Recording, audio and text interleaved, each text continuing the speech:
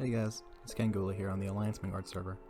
Today I'm going to be walking us through how to build an RBG composition, the key important things to look out for, and briefly going over each class. This will be in a podcast style format, so if you want to tab out and continue questing, it's totally good for me. I'll have some useful snippets on screen, and as always, thanks for your time. Alright, getting into the composition, we're going to start just going through all the classes and their armor types. For cloth, we have Priest, so Priest brings 3 specializations: Holy, Disc, and Shadow. Holy Priest, it's a good healer, doesn't have a lot of emergency cooldowns, doesn't have a lot of spread healing, and offers little to no damage, so for all purposes it's not really going to be played.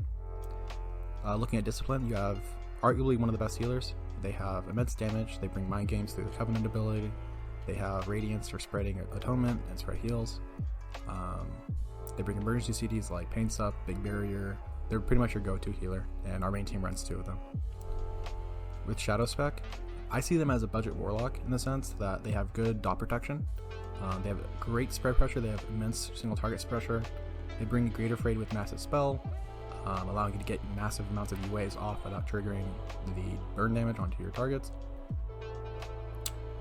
I don't know if they have a place necessarily in RBGs. I typically would always prefer an Affliction Warlock, but having 1 Affliction, 1 Shadow is definitely a viable strategy, so don't stress over it too much. Looking at Mage, we have Friar, Frost, and Arcane. Arcane has really high single target damage, but not much utility. Polymorph's okay, but in a rot meta comp, or melee cleave even, you really don't want to have them getting their dots dispelled, so for most cases in teamfights, Polymorph isn't going to be used much. Arcane doesn't have Dragon's Breath. I'm not sure if they have Ring of Frost or not, I don't have the page open for me, but they do have good single target damage, but that's kind of all they bring. Frost, great control, immense amount of slows and utility, but just lacking a little bit on damage output. They're arguably one of the better ends of flag base sitters. They can use their pet, their Ice Block will offer healing resources, it gives them immunity. If they talent out of Shimmer, they can take Blink and just basically evade all the stuns. So there's a lot of defensive options, but not much single target, not much AoE damage. Fire's the main meta spec right now. You have immense, probably the best burst damage, on top of it through Combustion and Meteor. You have DB into Ring, into Frost Nova, so you have really strong melee peel. We designate our Fire Mage to basically DB bring the other team's melee off of our healers on CD. You also have some kind of like good ramp up time, so you still have like utility of a mage, but you also have point blank burst. So mages are great, love the slow fall, but they kind of go into this niche category, which I'll talk about later on in this video. The Warlock, 3 specs are played, although 2 don't get seen too much. Demonology has a lot of ramp up time, not much utility, not much burst, so they're kind of not really viable in my opinion. Destro is great single target damage, great utility, all the good things of a Warlock. You just lose the dot protection and you lose the spread damage. You still have Gateway, you still have Health Stones, you still have all your Fears. And Fear is probably the best CC for RBGs because they still take damage, and then you rotate that with Cyclone. The main argue point for Destro is that like, if you're in a situation where the Destro Warlock is like actually free casting Chaos Bolts, they would do more damage and apply more pressure as Affliction. Additionally, most teams will focus or keep kicks on the Warlock, so like, if you can't cast, Affliction has dots to cope with it, and they have the Corruption Slow Legendary, so it's like, generally you'll take the Affliction Warlock, but you still can play Destro. The last important spec for Warlock is going to be Affliction, as we said. You offer immense damage utility, typically the top damage on your team, alongside the Boomkins. You bring a 4-second silence, you bring AoE dots, your Corruption Legendary applies a 24-second slow, which is a really important role because it limits macro movement and limits rotations. You bring the general utility of Gateway, you lock Portal, Health Stones, whatever. But they're all around the class that gets invited to every single group. So I consider Afflictions to be core, and I'll talk about how we build it afterwards. Moving into leathers, we have Rogue, Monk, and Druid, and Demon Hunter. At Rogue, they're pretty much the kings of RBGs, with Warlock being like the queen. For the Rogue, Subtility is performing the best. You have access to Shadowy Duel, which is a very important PvP talent. All 3 specs can do Cold Blood and Smoke Bomb, but only Sub has Shadowy Duel. This is important to highlight and worth emphasizing because Shadowy Duel allows you to pull out someone from participation. So in Silver Shard Mines, if you Shadowy Duel, they won't count for the cart participation. It allows you to 2v1 Ninja Cap every single time, and it allows you to isolate healers and targets. You can use it defensively, you can use it offensively, you can get restills out of it, you can get kill windows, so it's just all around a really core cooldown. Additionally, sub's all about utility and creating kill windows. RBGs, because of how bursty and how strong healing is, relies on those windows, so sub's really just performing the best.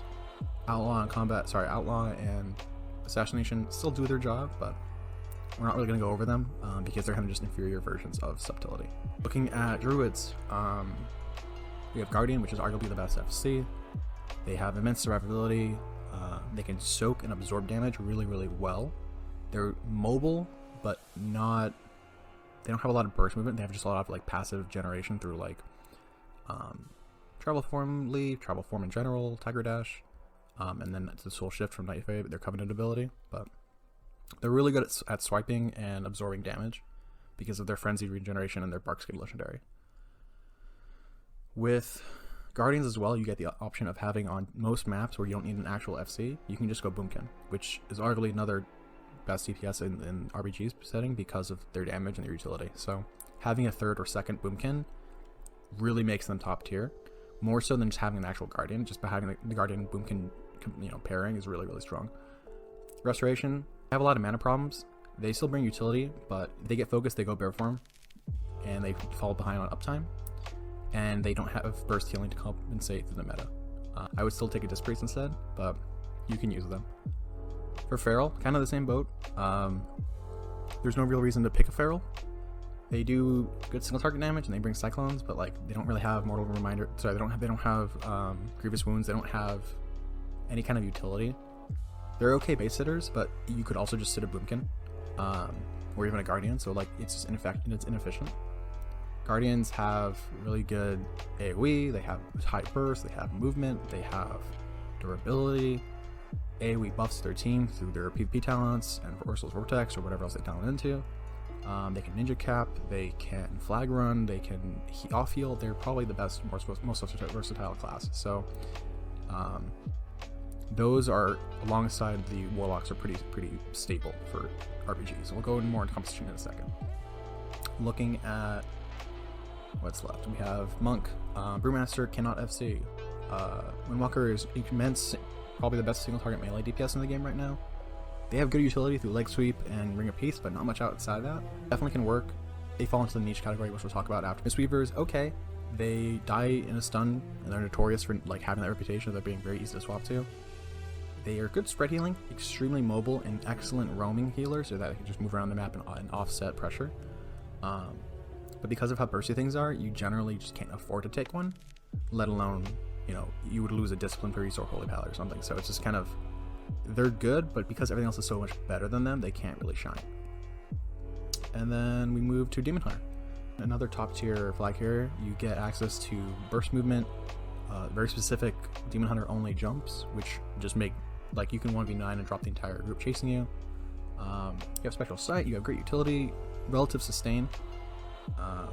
The risk with that though is that, like, well, because I view them personally as like equal to Guardian Druid. In some areas they're better than that, but maps where you run a Demon Hunter, when they go to DPS spec, they contribute very little relative to a Boomkin, right? So because of that, the Druid is worth more because you play Boomkin more often than you will actually FC. That said though, if you do have like an isolated Warsong Gulch, like obviously Demon Hunter will probably perform better, but just being mindful of like, what are you gaining, what are you losing? If you're running a melee cleave, Demon Hunter may be viable, but for all purposes, because it's a raw caster meta, you're not really going to look into taking them. And then moving to male, we have Hunter and Shaman. Hunter, you have 3 specs: survival, marksman, and beast mastery. Survival is not popular, but they are arguably the best base sitter because they have like passive sustain, they have pets, they have flare, they have great utility, they have like, they just have all the tools you need. But that's kind of all they actually do. So they're gonna have no damage, their pet's gonna die, they're gonna have no bursts, and you can't really bring them for a team fight other than just like, hey, we're on Eye of the Storm, can you go sit on a base for half an hour? BM, kind of the same thing. You're just an easier to play version of survival. You have 2 pets, which is cool, but you're not going to have them alive in team fights, so again, not really viable. Marksman is really, really wonderful. You have immense single target damage. I see them as a more versatile Destro Warlock. They're pretty much the RBG. They're pretty much made for BGs because they are resourceless, hyper mobile, have slows, have sustain. They have camouflage. They have everything you need really. The only downside is that their pet is going to die a lot, so you basically go lone wolf, and they don't have any spread damage or any kind of utility other than like interrupts and like a trap, which again gets broken on dot damage, so it's not really viable. They fall into the niche category, which we'll talk about later in this video. Looking at plate and rounding it out, we have Warrior, Death Knight, Paladin. Warrior, arguably one of the best melee or better melee. Super strong 1v1, super strong single target damage, super strong spread damage. They bring Mortal Strike, they bring Blade Storm, Sweeping Strikes, Intervene, they bring Banner, they bring Rallying Cry on 1-minute CD. They just draw so much pressure. Warrior is a wonderful class, best class for melee. Can't get enough of them. Looking at Fury, please don't play Fury. Looking at Prot, not really a viable FC. No sustain, no 1v1 potential, limited mobility, and a weird legendary. And then you're probably the best into melee people, but no one runs melee in RPGs because it's an RPG. So don't play Prot, don't play Fury, play Arms. If you are Paladin, Prot Pally is okay. You bring a lot of off heals. You're not really mobile. You can't really soak damage. So it's kind of like you just rob yourself of having a mobile FC. You just get like teamfight presence, but you shouldn't be taking a tank to teamfight anyway. So I'm kind of mixed with them. You can run them, but I would rather have the Guardian value. But we've seen some play in the AWC for PvP, and like they're performing really well in arenas. So they are very good. It's just you get more value out of a Guardian or Demon Hunter. But you can definitely pick them up. In hell, you can pick them up as just another healer version. Looking at Rat Paladins, I would value them a little bit above Warriors. I think piloting the Rat Paladin is very challenging, so because of that, I don't think that they're the best. But in terms of like assuming everyone can pilot their character efficiently, then like Rat Paladin is like SSSS tier, like just huge god tier. They have off healing utility through Bop Sack Freedom. They have wings up pretty much all the time. They have immense 1v1. They have Bop, Bubble, and Trinket for evading rogue stuff, and then they just have great cleave damage through all their runes and covenants. So Ret Paladins, you can stack them, you can just run one of them. Pretty much all around great class. Holy Paladin, best spot burst healy option. You have I think they're arguably the best healer right now in the game for arenas, but I need to double check what the AWC results are. Then looking at Death Knight, you have Frost and Holy and Blood. Blood, not a good FC, semi-viable on just as like an actual like DPS class, where right now some people are kind of just grouping healers out into the outskirts of the map. Seething Shore especially, you just group them into the ocean and you just keep them there. So you kind of just trade a DK for the enemy healer. They have good spread damage because they can run the double disease legendary to have all 3 diseases and they just never die. But for all purposes, blood DKs aren't researched enough to make a good claim, in my opinion. I think they do have a place, they just need to get researched a little bit more. Frost DK pretty much has a history of being the kings of RBGs, but I think it's fallen down a few pegs because of this meta right now, or this expansion. They have immense DPS, single target, they have great spread damage and like really cool auras that they bring through really good like team utility. They bring Big Dome, they bring, spammable slows, they bring the Ice Dragon, which is like super fun to play with. They also bring Death Grip, which is really huge to have a key initiation for picks. They also can typically target call. Other than that, you have Unholy. Unholy is kind of okay. They're great base hitters because of the AMS legendary to heal them for like 20 seconds, but their damage is all kind of diseases, and it's not enough to warrant taking it over Frost, in my opinion. Alright, so looking at team composition and how to actually build it, now that we've described what each kind of class is, what their roles are, obviously the format is 1 tank, 3 heals, 6 DPS. For tanks, your options are Guardian, with Boomy off spec, or Demon Hunter. For heals, the best setup currently that we're running, and a lot of other teams are using, is 2 Disciplined Priests with Mind Games Covenant ability, 1 Holy Paladin. This gives you, pseudo DPS damage because of Atonement, and brings you Dark Archangel, brings you Mind Games, which is a huge kill opportunity, and spread healing. HPAL gives you the spot healing needed, as well as the best defensive seeds in the game through full 100% sack, bops, and utility. Core 4 is going to be Guardian, Disc, HPAL. You'll always have HPAL on defense, Disciplined Priest, you can have him on offense, maybe rotate 1 on defense as well. Or looking at the 6 DPS slots, you need a Rogue. Rogue brings ninja pressure, brings single target, brings EFC pressure. They're pretty much all around a staple. So one slot goes to the Rogue. Then you need your actual teamfight damage. This is going to be your spell utility to stop down dispels, to rack up AoE pressure, and then kind of create kill windows. This is going to be your Boomkin and your Affliction Warlock. So those three make up your actual core. From there, you have 3 remaining slots. Generally, we fill the 3 with a second Boomkin because they're just all around performing very well. You can always substitute with another Affliction Warlock or with a Shadow Priest, but in general, we're looking at Rogue, double Boomy, Affliction Warlock.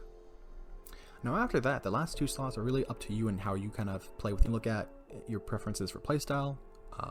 I tend to favor rot damage because I think it's very consistent and wins across the board for macro.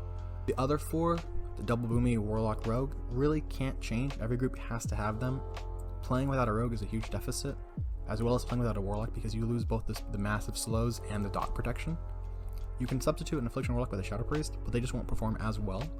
So because of that, it's always typically 1 Boomy, 1 Warlock, 1 Rogue. It's important just to recognize what each class contributes. So, for example, mages and hunters, right? Single target damage, base sitting, slows of some kind, and then some general utility. Hunters have knockbacks, mages have polymorph. For the last 2 spots, you want to bring grievous wounds of some kind and a reliable melee pressure to establish your front line.